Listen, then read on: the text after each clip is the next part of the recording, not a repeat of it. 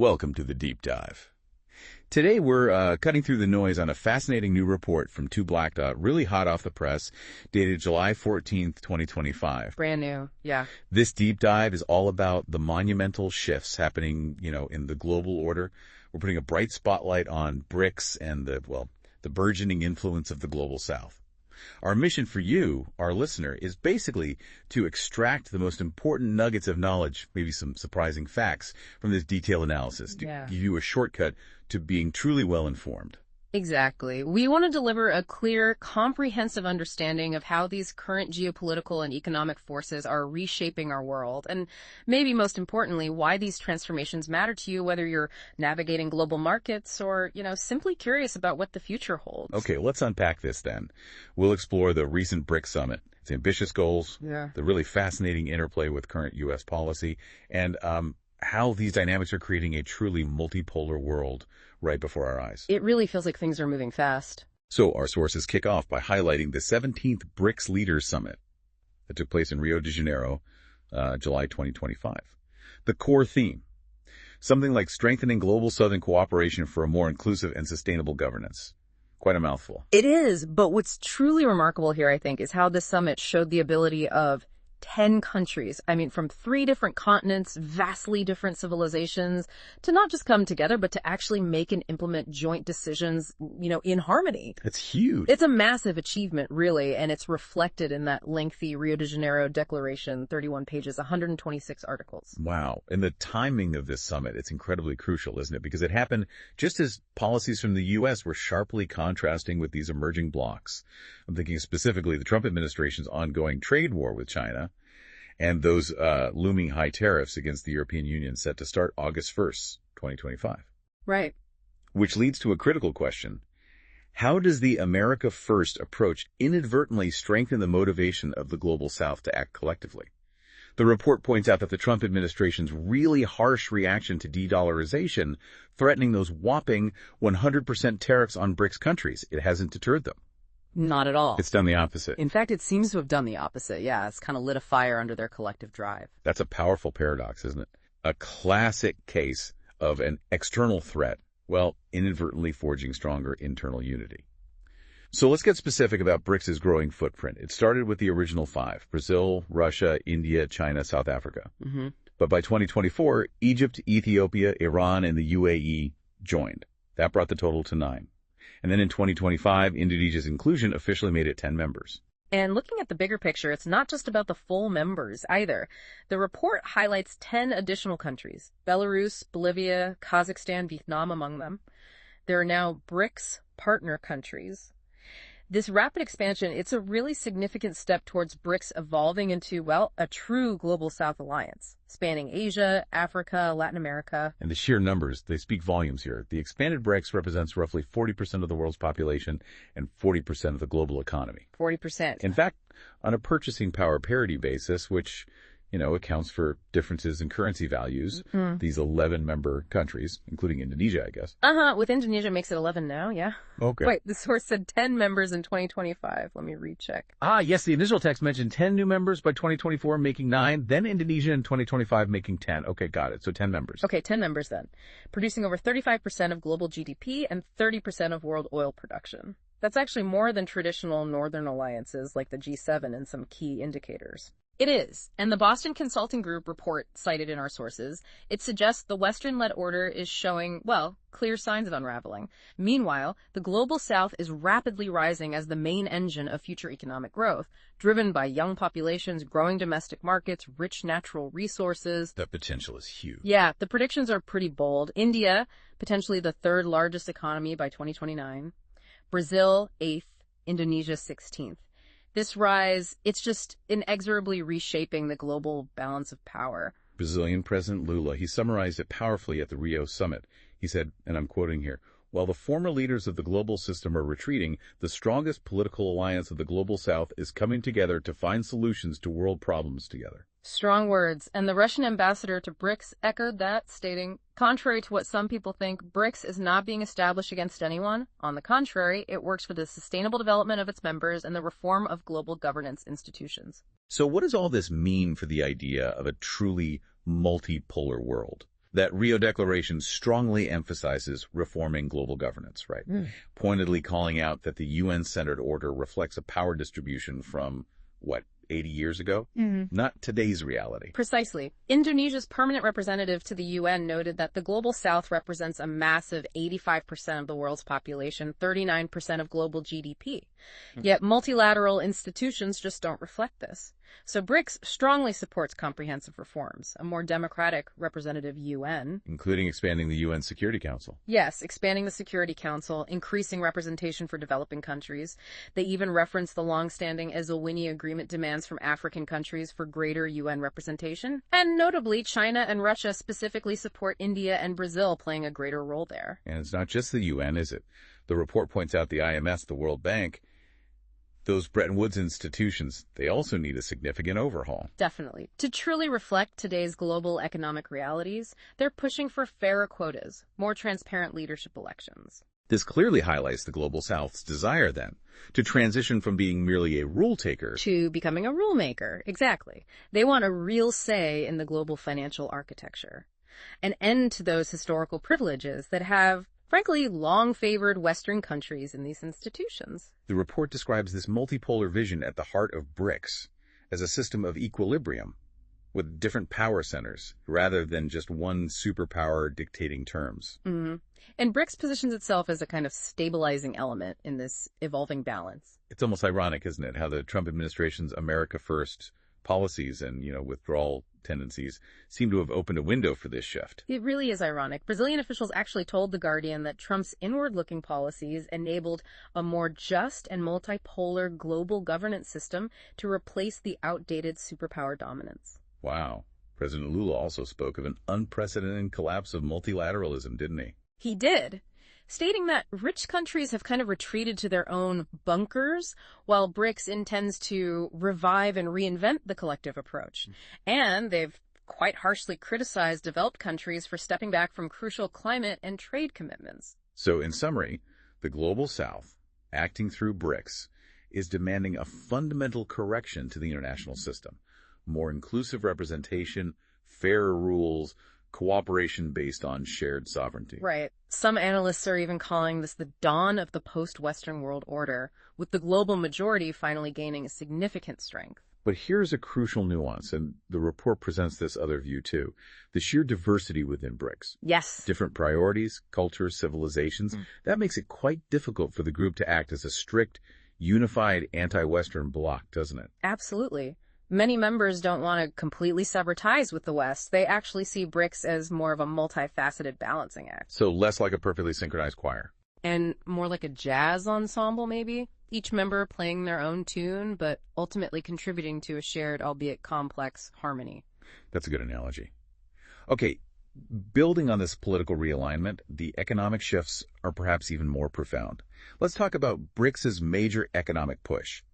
Reducing dependence on the dollar system. A huge agenda item, and unilateral sanctions by the U.S. have been a major driver here, pushing BRICS members to actively seek alternatives. So the summit took a determined stance on using national currencies more in trade between members. Very determined. Now, creating a common BRICS currency, that's still at a very early stage, according to Indian Foreign Ministry officials cited in the report. But the immediate priority is settling trade directly in their own national currencies. And this is already yielding results. Right, we've seen examples. China and Russia using yuan and ruble for energy, India experimenting with rupees for Russian oil, Brazil and China exchanging yuan and real. All part of that broader search for a global post-dollar system. But it's not simple, is it? Experts point out significant obstacles. Oh, definitely. Political, economic obstacles, things like overall confidence in various currencies, the depth of financial markets, general stability.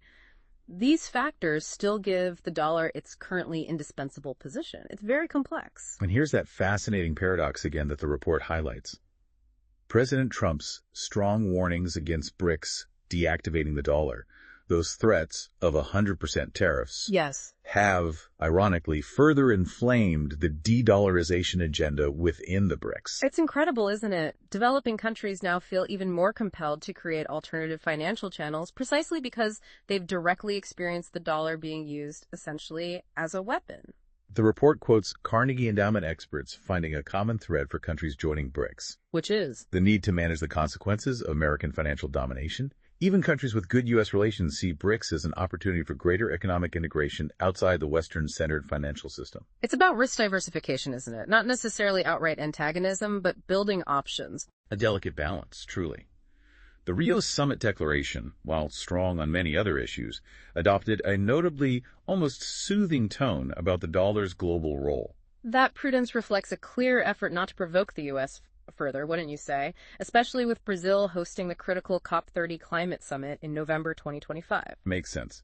But despite that cautious public tone, practical steps are being discussed behind the scenes. Oh, yes. Things like establishing digital payment networks between central banks, accelerating swaps in national currencies. The groundwork is being laid. And Russia has been particularly vocal, proposing a new international payment system back at the October 2024 Kazan summit. That's right. A network linking commercial banks via blockchain using digital tokens based on national currencies. The key features being immunity to Western sanctions and bypassing SWIFT. Which is the dominant global interbank messaging network currently. Exactly. And this ambition extends to financial institutions more broadly. Russia and BRICS as a whole advocate for alternative mechanisms to the IMF. Like the Contingent Reserve Arrangement, the CRA. Precisely. Established in 2014, $100 billion reserve. And the new development bank, the NDB, created in 2015 as an alternative to the World Bank. These are concrete steps. And the Rio Declaration emphasized the NDB's growing role. Yes, calling it a solid and strategic development instrument of the Global South, strongly supporting its local currency financing and expanded membership. Under President Dilma Rousseff, the NDB is actively encouraged to admit more countries and really expand its project portfolio. Another key initiative mentioned is integrating national payment infrastructures. Working groups are connecting systems like China's CPS, Russia's SPFS, India's UPI, Brazil's PX. So the goal is direct digital bridges between their national currencies, bypassing the dollar or euro for trade. That's the aim, completely bypassing them. And Russia's BRICS Pay project, an alternative to Visa MasterCard, is also being evaluated. So for you, the listener, what does this all mean? The report seems to point out that while BRICS aims to challenge the dollar's dominance, it's more about distributing risks, expanding national financial sovereignty, rather than an abrupt, jarring break, which, frankly, could deeply impact their own economies. It's a strategic long game. Okay, moving beyond economics, BRICS is also developing a much more common position on global and regional security, isn't it? It seems so. The summit declaration expressed strong concern about global polarization, fragmentation, and the critical increase in military spending. Which sounds like a clear criticism of resources allocated to armaments, like NATO countries' defense budgets. That's how it reads, yes. The BRICS countries declared a multilateral approach to diplomacy and dialogue, emphasizing peaceful resolution, addressing root causes of conflicts, and they notably support regional organizations like the African Union in peacekeeping efforts. What about specific conflict areas mentioned in the declaration? Ukraine, for example. On Ukraine, the declaration was, well, diplomatic. It stated, "We remind our national positions on the conflict in Ukraine." Acknowledging the differing views within the group. Exactly. While still welcoming initiatives for dialogue and de-escalation, it allows for that internal diversity. But the statement on the Middle East and Iran seemed much stronger. Oh, definitely. A particularly strong statement there.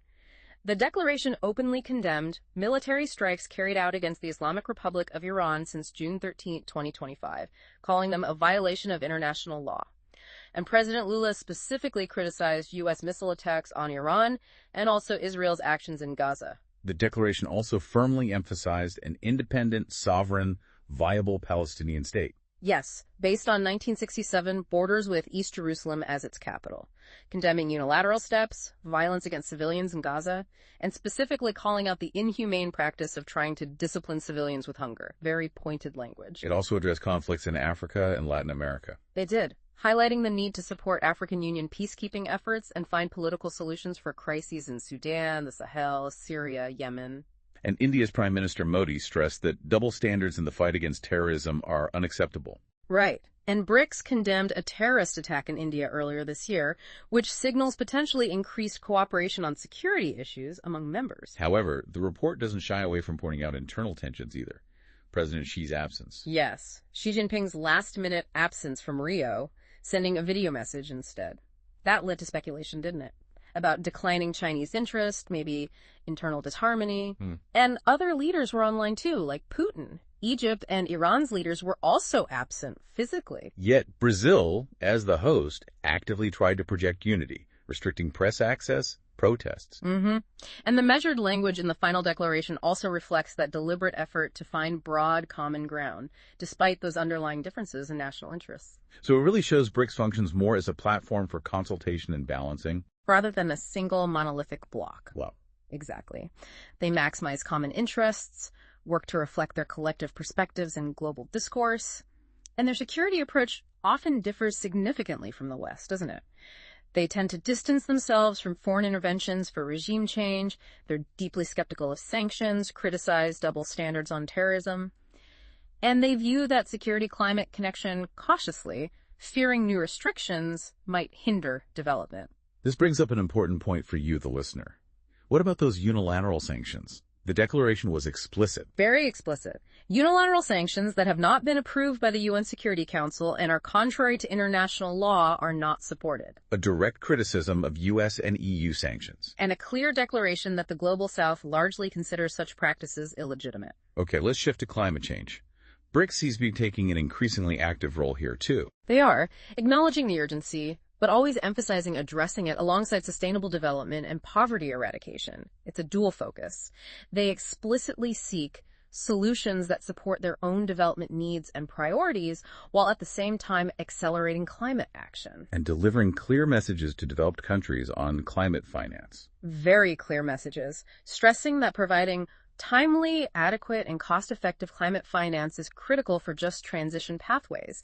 They sharply criticized rich countries for, failing their Paris Agreement commitments, and reiterated that common but differentiated responsibilities principle. Meaning those with higher historical emissions have a greater responsibility to act and provide support. Precisely. And Brazil used this BRICS meeting as a crucial rehearsal for the UN COP30 Climate Summit it's hosting in November 2025 in Belém.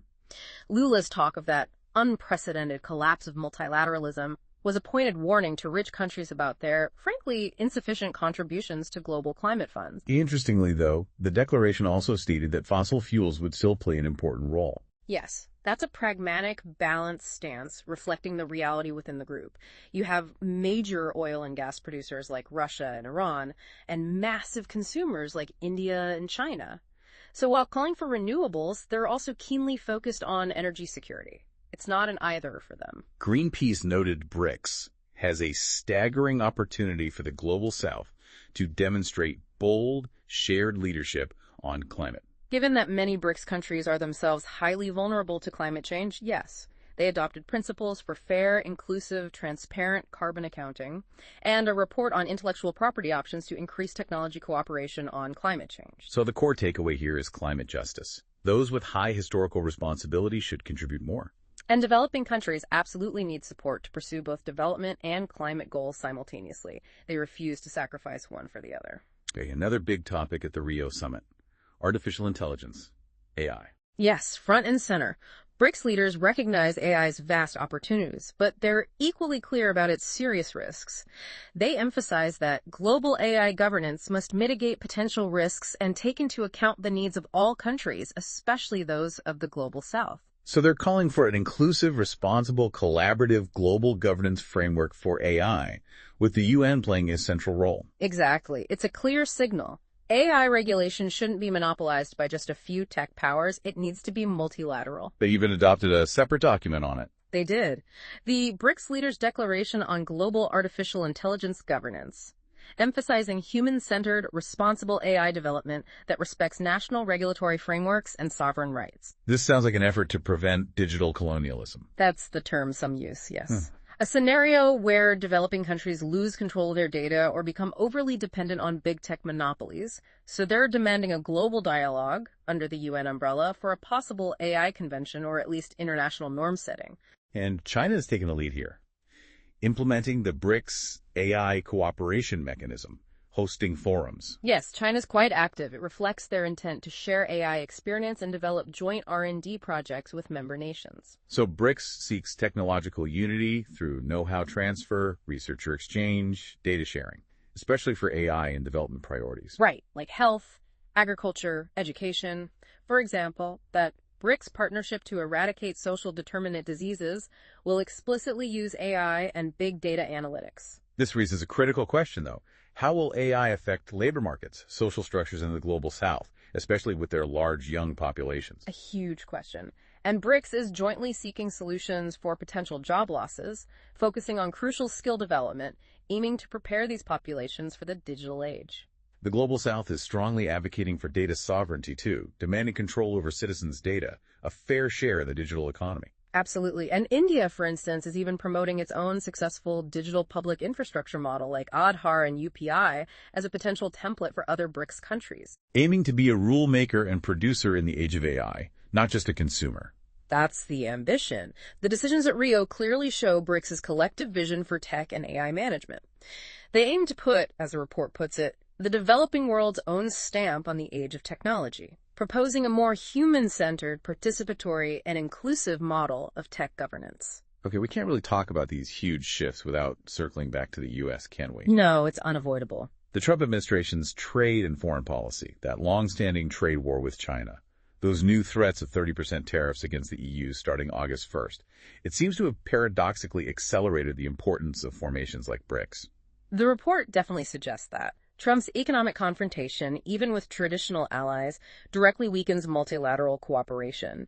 And that just paves the way for the Global South to confidently develop alternative partnerships. That Boston Consulting Group analysis described the Global South as a third front, over 130 countries charting their own independent path. So what does this mean for the Global South's agency?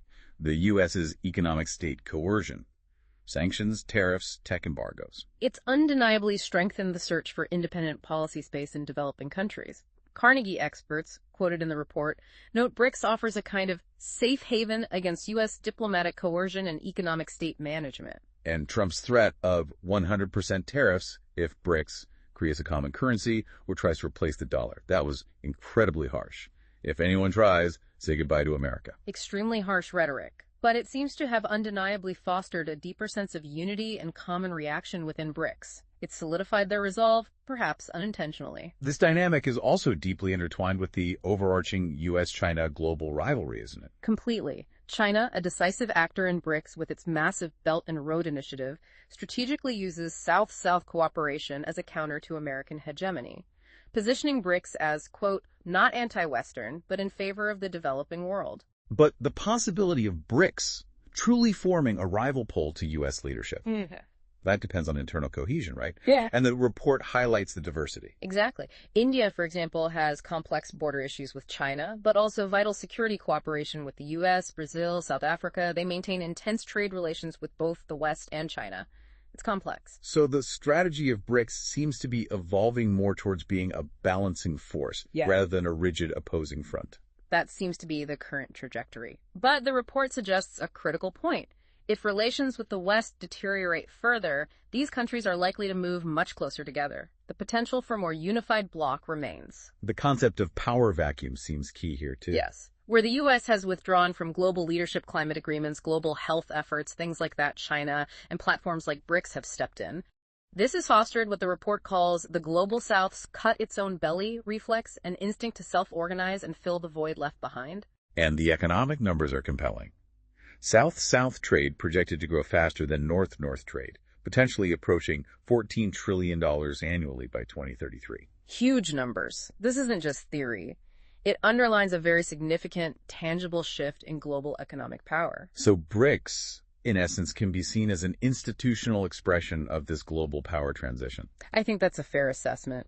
Brazil's permanent representative to the UN views BRICS enlargement as a turning point in the transformation of the international system to a more egalitarian one, where the global majority will finally have a more equitable say. But this next point really brings it all together, and it's something for you, the listener, to think about. The report also delves into the internal compatibility of BRICS. Critics point to the exclusion of civil society and media at the summit, suggesting notable differences in democratic values among members. Right. Some argue the rhetoric of a fairer order might be just that rhetoric given some authoritarian regimes within the group. How do we square that circle? It highlights a fundamental normative tension, doesn't it? The West's emphasis on democracy and human rights versus the Global South's focus on sovereignty and the primacy of development. And BRICS, as a group, largely aligns with the latter, prioritizing national development paths and non-interference over promoting specific internal political systems. Okay, we've covered a tremendous amount today. The Rio summit and everything surrounding it, it really does feel like a turning point, accelerating the change in the global balance of power. The global south is stepping up, clearly aspiring to shape the rules of the international system, with BRICS acting as a concrete platform for this ambition. And that Rio de Janeiro Declaration, all 126 articles, it lays out an incredibly comprehensive vision. A multipolar, participatory, fair world order, covering everything from reforming the UN and Bretton Woods to developing alternative financial networks, emphasizing diplomacy, finding fair climate solutions, establishing inclusive AI governance. It's vast. And it's just fascinating how current U.S. policies, particularly from the Trump administration, seem to have acted as this powerful catalyst, pushing global South countries closer together. Trade wars, sanctions, ironically strengthening their resolve to reduce dependence on the dollar and Western-controlled systems. It shows the global power transition isn't a simple binary, is it? Countries are actively rejecting absolute polarization. They're pursuing sophisticated multi-relationship strategies, using BRICS to create an independent agenda, but without completely closing doors to the West. Their active engagement in forums like the G20, IMF, UN, it's about reform and inclusion, not necessarily exclusion.